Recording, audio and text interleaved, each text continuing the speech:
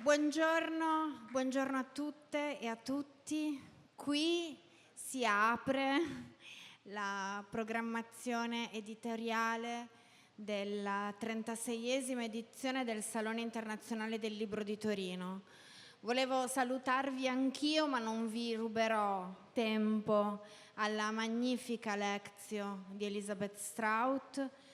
Volevo salutarvi per dirvi quanto sono felice di questo momento e quanto l'ho aspettato.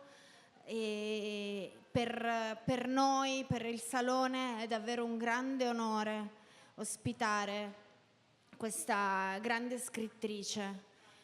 È una delle mie scrittrici preferite e quindi sono particolarmente emozionata.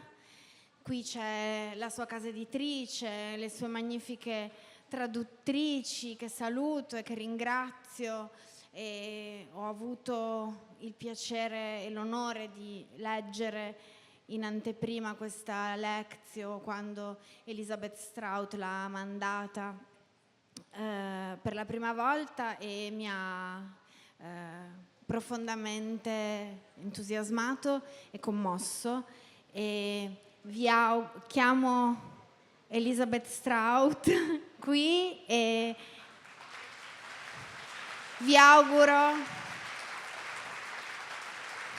buon ascolto.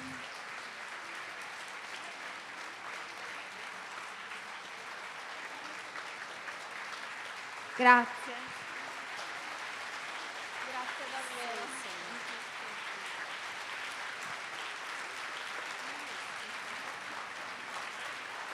Grazie.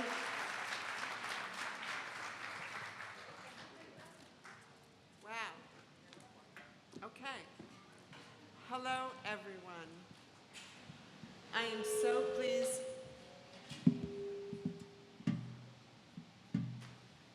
I'm so pleased to be speaking to you all today at the opening of this wonderful book festival in Turin. I call it Turin, sorry. I want you to know that I love Italy. It is my favorite country to visit, and that's been true for many, many years. So many thanks to those of you who have made sure to invite me, who invited me to give this address to you, and many thanks to you all for listening. Is that my ear? And my greatest admiration goes out to the Turin Book Festival. Thank you. So originally I was asked to say something about being a woman and therefore a woman writer. But here's the truth. I have almost nothing to say about that. And this is why. I am a woman, I am a writer, therefore I am a woman writer. Do I ever feel disrespected because of that? Maybe, sometimes. Do I ever let that bother me? No. Because there's not one thing I can do about it, except to be the best writer that I can be. So, I'm going to talk to you today about, instead, why it took me so long to get to this point in my career. And maybe part of that was because I was a woman, but I do not know if that's true, and so we will just leave it at that. Let me just say to begin with this. In the original book, Olive Kittredge, there is a scene where Olive, being distressed by her new daughter-in-law, who has just spoken poorly about Olive's dress for the wedding, there's a scene where Olive steals her daughter-in-law's brassiere and one shoe, just one shoe, hoping it will make the young woman crazy. My point in mentioning this is that when I went out on the road with that book, now so many years ago, I will never forget the number of women who leaned into me in the signing line after and said very quietly, "You must have a daughter-in-law." And I did not. But what I realized by these women's responses was how many women must want to be stealing their daughter-in-law's brassiere and one shoe. And I thought then, okay, I've done it. because my entire life I have believed in this power of fiction, that it allows us to see into other people's lives and to recognize our own feelings, and maybe for many of those women who responded to Olive that way, they can feel better about themselves because they never did steal their daughter-in-law's brassiere or one shoe, but they wanted to. Olive has become their friend. And it was in Italy when a woman spoke to me in Italian after my presentation, and the interpreter said to me, she said, "You have seen into her soul." And that right there is all I ever wanted, to make someone else feel not so alone in their private thoughts. I believed from a very, very young age that I would be able to do that if I just never gave up. I was 42 years old when my first book, Amy and Isabel, was published. So how did I keep myself going all those years? The truth is, I have no memory of myself not being a writer, which means that by the age of 4 or 5, I was writing things down in those children's notebooks they used to have that had, those huge spaces between the lines. And this was because of my mother. Only many, many years later did I realize that she had wanted to be a writer herself. It makes me think of Carl Jung's quote, "Nothing affects the life of a child so much as the unlived life of its parent." But my mother was the furnace of my life, and it was my mother who gave me those notebooks. And she said, "Write down what you did today." So if we went into town to buy me new little red sneakers, my mother said to me when we got home, "Write down what the man was like who sold us those sneakers." And so I did. But you're not going to be a writer just because when you're little your mother tells you to write down what you did today. There are multitudes of other factors in the making of a writer. And one of them for me was isolation. We lived back then in New Hampshire and also in Maine, and in both places we lived far outside the town, in the woods. There were no other houses around for many years, and I played in those woods alone. In New Hampshire, there was a creek and also a stone wall, and my parental directions were, do not cross this creek and do not cross the stone wall, and in that way I had 4 acres of woods and pine needles and wildflowers all to myself for hours on end. I was extraordinarily happy in those woods. The beauty of the physical world seemed to be my first and dearest friend. I would play with the toads and with the turtles that were in the creek, and then there were the wildflowers that I gathered and brought home to my mother. She pressed them in a big book for me. This ability to be alone, this joy in being alone, I have often thought served me very well for the life of the writer I was to become. I should add that we had no television. My parents did not believe in it. They were Puritans and very strict, and we had no newspapers as well. The news came from a radio in the kitchen, which was turned on every morning, and so interestingly, I remember the day when the radio announced that Papa Hemingway had died. I was 5 years old that day, but I remember the newscaster's voice coming through that radio about this man, Papa Hemingway, and my mother had tears in her eyes. Now, we did have a piano, and I took lessons. At some point, I wanted to quit my piano lessons, and my mother did not let me.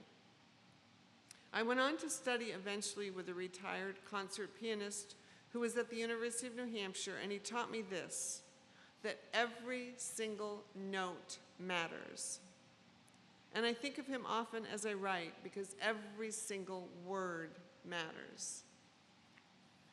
Now, about reading, I should say I have no memory of children's books in the house. My mother never read to me as a child, and it was my father who taught me to read. But on the top of a bookshelf in our living room was a row of blue books in cheap covers. This was the work of Hemingway. My grandfather had bought them from a traveling salesman, and during the summer of my 17th year, I read them all straight through. But before then, I would make lists for myself of books to read and either get them from the library or buy paperbacks with my babysitting money. And I think in this way I was very self-taught, which also, as I look back, was a really good thing for my life as a writer, because I could accept these books by myself. The texts would rise up to me with no teacher telling me anything about them at all, and so there was a purity to that.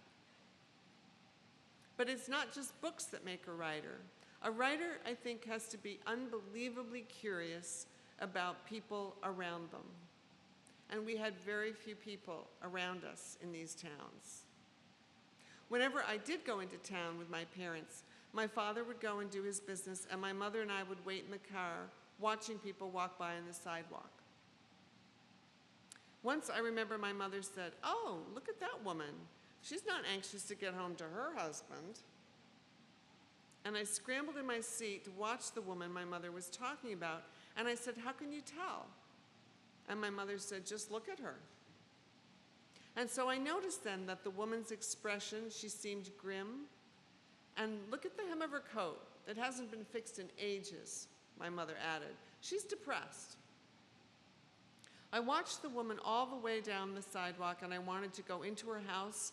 I wanted to see what her front doorway looked like. Were there many boots and shoes by the door? What did her kitchen smell like? I will, in this talk, keep returning to my mother because she was so instrumental in my becoming a writer. But what about my father?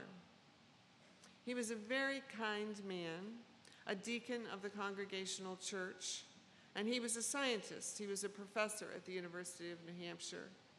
Here is an example of the difference between my parents. One Sunday when I was very small, we went to church.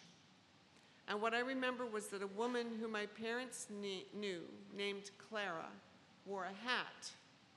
Now you have to understand, at this time, congregational churches in New England were just as plain as they could be. And except for Easter, no one ever wore a hat. But Clara, that day, had worn a hat, and it was some hat. It had twirly things coming off it, and some fake fruit was on it, and it was a little bit scary to me. As we drove home, my mother said to my father, "Now why in hell did Clara wear that hat?" And my father said, as he frequently did, "If you don't have anything nice to say, don't say anything at all."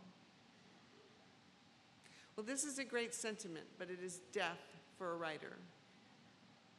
And it has occurred to me more than once that as a writer, I have tried to combine my mother's keen eye with my father's natural compassion. And then a few years later, this happened. When I was about 12 years old, we suddenly got neighbors. A little white house was built next to ours, and into it moved a couple, and a nice couple, and a cute baby. And I babysat for the baby, and one time, my parents must have been out of town because I spent the night at the neighbor's house after babysitting. And in the morning, the woman of the house made French toast, and she cut it in diagonal slices and sprinkled confectionery sugar over the top. And in my entire life, I had never seen anything so beautiful. So when my parents returned home, I told my mother about this thing of wonder, hoping, of course, that she might take the hint and start making French toast for us in such a manner. And she listened to me. She let me go on. And then when I was done, she said, "Well, Elizabeth, just remember, you never know." And boy, did that turn my head around. She meant, of course, you never know what goes on in anyone's house. And she was right. And I think it was at that moment that my curiosity became absolutely inflamed, because we don't know what goes on inside anyone's home, not really. We often don't know everything that is going on in our own home, and we certainly don't know what is going on in someone else's mind. This was about the same time that I realized we will never know, on this earth anyway, what it is like to be another person. We will only see things through our own two eyes. And boy, did that frustrate me. One time, I gave a talk in which I mentioned at length how important it was to imagine what it was like to be another person. I went on about how it gives us empathy and all that sort of thing. And afterward, this very cheerful woman walked up to me and she said, "That was so interesting. I have never once tried to imagine what it's like to be another person." And I thought, whoa, what is that like? What's it like to be you? My fascination with other people began at such a young age that I can barely remember not looking at someone and wondering, who are you? Later in New York City on the subways, I would sit across from a woman and I would think, okay, I know what that feels like to have your jeans that tight. And I would watch the expressions on the faces of these people. And when I left the train, sometimes I would arrange my own face like the face of a man who I had seen with a furrow in his brow and his lips puckered. And I realized, oh, if your face is like that all the time, you're very worried. My point is, this has become so instinctive for me for so many years that I cannot remember never doing it. So we have a mother encouraging her daughter to write things down. We have the books in the house. We have a curiosity about other people, but still, we need more than that to create a fiction writer. We need to make the sentences into something that can get conveyed to another person. And thus began my very long apprenticeship in finding my own storytelling voice. By the time I was 16 years old, I was typing up stories on an old Smith Corona typewriter that my parents had. I sent them all to the New Yorker and to the Atlantic, and they all came back within 2 weeks with what was then a Xerox copy that said, "We are sorry, but this story is not for us." I was not deterred. I suppose my mother must have known about this, but if so, she never said a word. My mother taught English at our local high school, yet having her teaching in the school was uncomfortable for me, and I think it was uncomfortable for her as well. I never felt that I could get out from being Mrs. Strout's daughter in high school. I really did not like it, and with my mother's encouragement, I left high school after my junior year without graduating and went straight to college in Maine. This was when I had my first sort of mentor.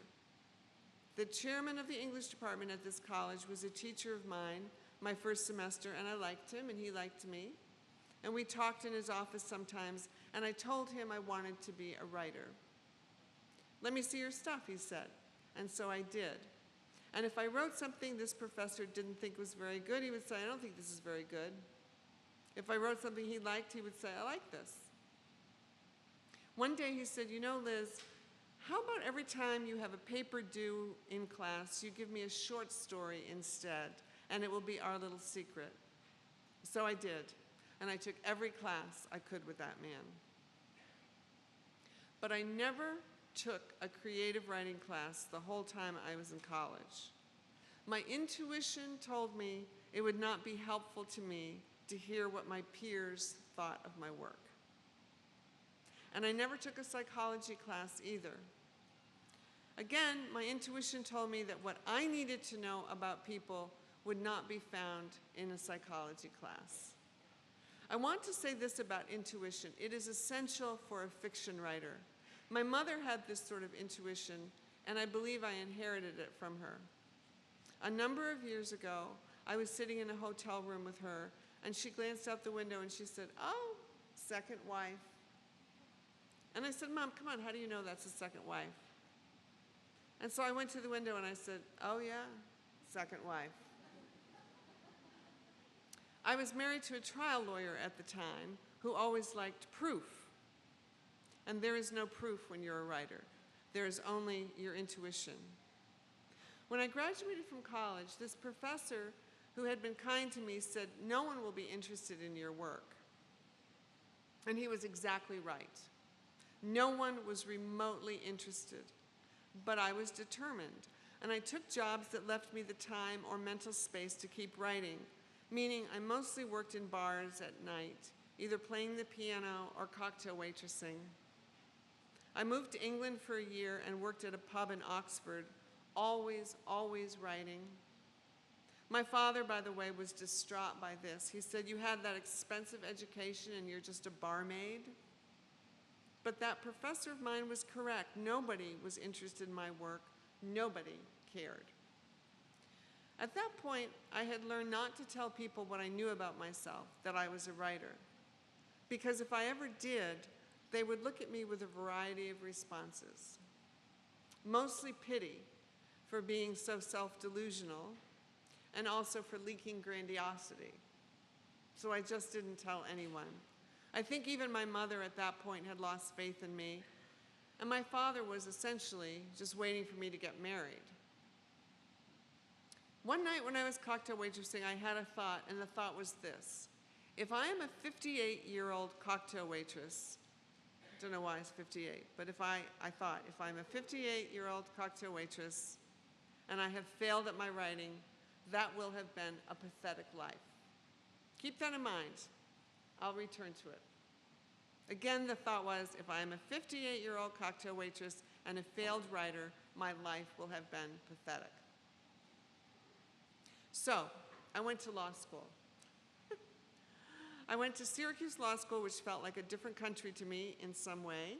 And then I dropped out of law school after my first year, and I wrote a really bad novel. But here's something interesting. Syracuse had a writing program, and I mostly hung out with the writers in that program and not so much the law students. So why did I not transfer into that writing program? Well, first, I'm not sure I would have gotten in. I got to know Raymond Carver personally. He was such a kind man. And I showed him a story of mine at the urging of his students, and he said, "I really don't like stories in the second person." I also took one class with Tobias Wolff.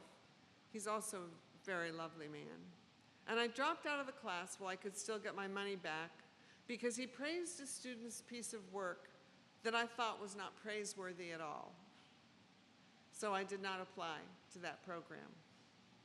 I somehow knew, and still know, that to be the writer I was, I had to rely on my own sense of what my work was worth and what was worthy of praise. But I also didn't apply to that writing program because I noticed this, that the students there, my friends, talked about writing all the time, but in fact they were actually doing far less writing than I was on my own. So during this time of not being in school, I had my usual assortment of jobs.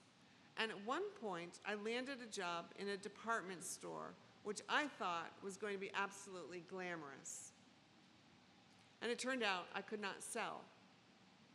The manager watched me and she said, "Elizabeth, if somebody comes in to buy a skirt, then you're to walk over to them with a blouse and say, 'This blouse would look just terrific with that skirt.'"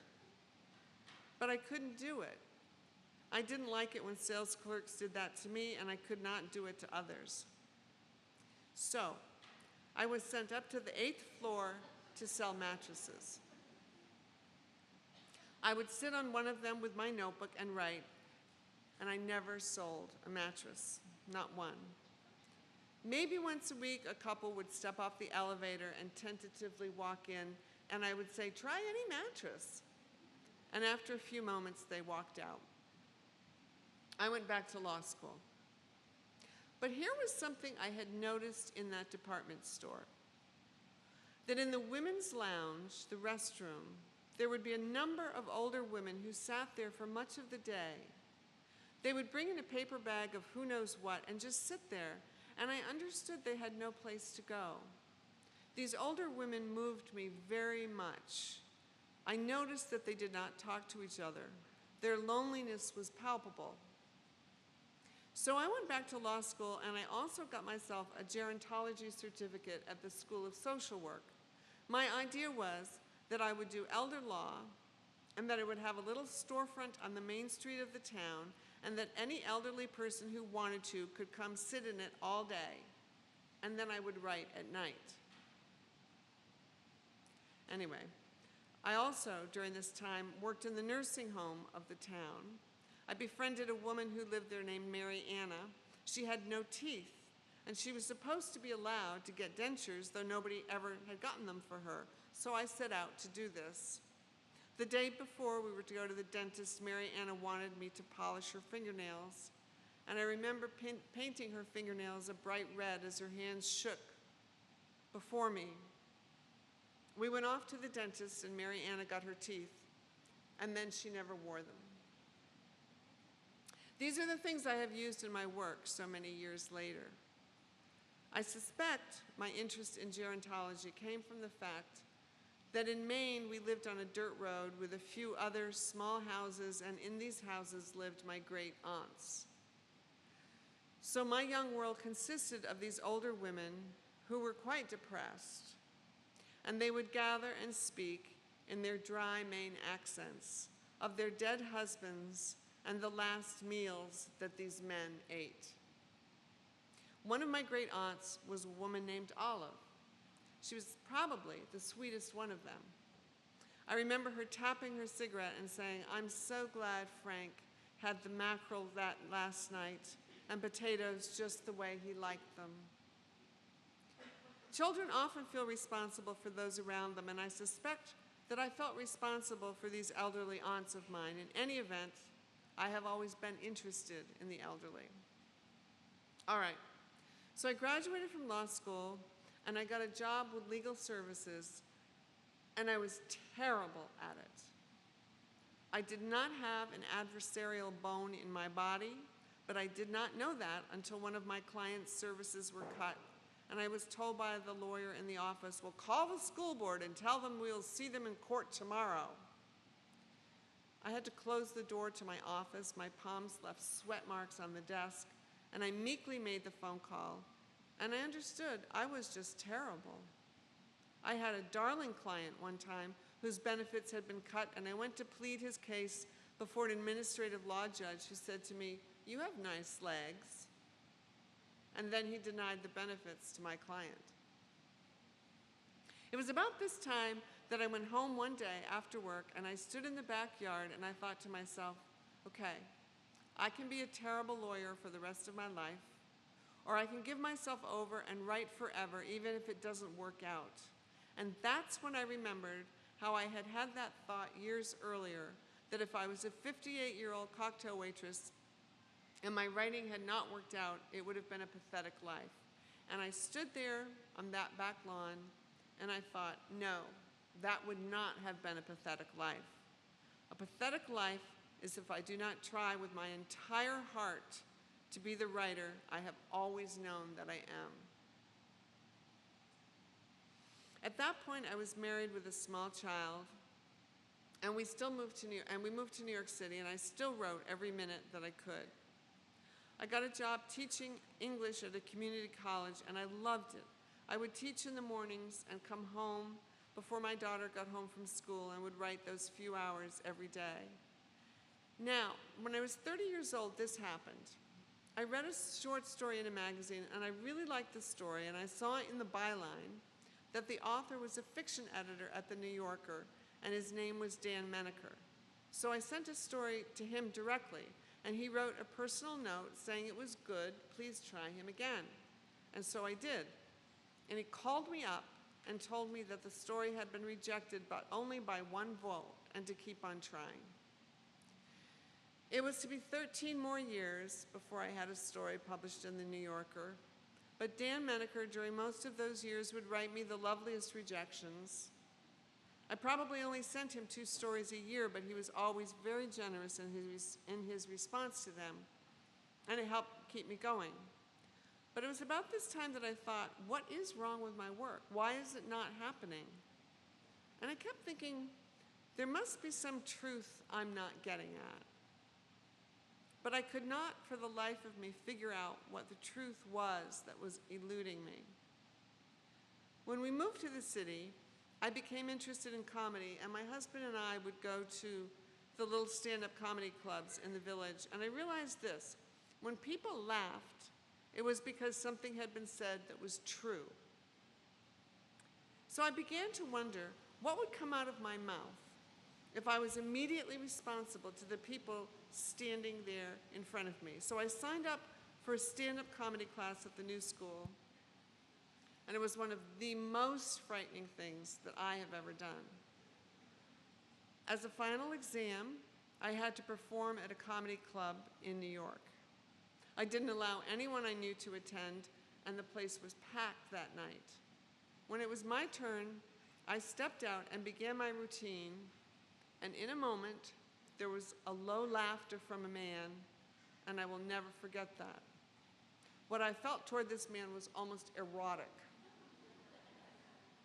So I did my routine, and they asked me to come back and audition for a Tuesday night weekly job, but I said no. I knew that night itself had probably taken at least 2 years off my life. But here is what happened. My intuition was right. It worked. My routine was all about making fun of myself as an uptight white woman from New England. And I swear to you that until I did that routine, I did not even know I was a white woman. That's how white I was. And I did not really understand until I did that routine what it meant to come from New England. It was its own separate culture. And so I began to write Amy and Isabel, what would be my first published novel, about an uptight white woman from New England who works in a shoe factory, as I had worked one summer. I am not Isabel Goodrow, but I understood her. And for 2 years, that completed book sat on our dining room table while I looked in vain for an agent. And then a friend suggested that I contact Dan Menaker, who had since moved to Random House as an editor. And so I sent him the book, and he loved it. He said, let's get you an agent. And the next week, I had 5 different lunches with 5 different agents who all wanted to take me on. When the book came out, it did very well. And while I should have been pleased, the truth is I was terrified. All of a sudden, there were reporters in our home. People magazine did a shoot of me on my bicycle. I had to make sure I was wearing something red. And the whole thing was overwhelming. I was sent to 27 cities on a book tour, and back then there were local television shows that I had to be on. And I could not tell anyone how frightened I was. Everybody was very excited about me. Many people said, what an overnight success. And I thought, yeah, about a 40-year overnight. But never mind. I persevered as I had done my whole life, and as I have continued to do so. And it turned out I began to write faster and faster. It was as though I had been training for a marathon my whole life, and I was now running it. I remained clear to my mission that fiction matters. In fiction, we can find the friends we need if we are lucky. We can find small moments of grace if we are lucky. When my daughter was very small, she lined up all her stuffed animals one day in her room, and she said, Mommy, come look. And she put her sweaty little hand in mine and said with a sweep of her other hand, these are my friends. And I have never forgotten that. My hope is that my characters that I have written will become friends to my readers the way so many characters have become friends in all the books I have read over the years. It has been such an honor here to speak with you today about my very slow beginnings. Thank you so much.